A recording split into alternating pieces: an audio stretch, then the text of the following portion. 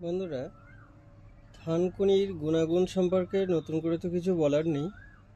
ছাদ বাগানে টবে যদি কিছুটা থানকুনি করা যায় তাহলে সারা বছর কিন্তু এখান থেকে থানকুনি পাওয়া যায় এবং ফ্রেশ টাটকা থানকুনি কিন্তু আমরা পেতে পারি।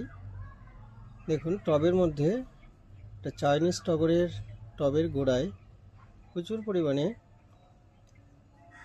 থানকুনি হয়ে আছে এবং এই থানকুনি কিন্তু মাঝে মাঝে এখান থেকে তুলে নেওয়া হয়, আবার নতুন করে কিন্তু থানকুনি এখানে ভরে যায়। বন্ধুরা, মাঠে যে থানকুনি চাষ করা হয় সেখানে কিন্তু প্রচুর পেস্টিসাইড এবং ফাঙ্গিসাইড ব্যবহার করা হয়। এটা আমার একটি ড্রাগন গাছের স্ট্যান্ড, একটা হাফ ড্রামের ড্রাগন গাছ রাখা আছে। সেখানে দেখুন গোড়া দিয়ে প্রচুর পরিমাণে থানকুনি হয়েছে এবং এই থানকুনিগুলো কয়েকদিনের ব্যবধানে কিন্তু তুলে ফেলা হয় এবং নতুন করে আবার ব্রাঞ্চ বা শুট আউট করে এগুলো কিন্তু বড় হয়।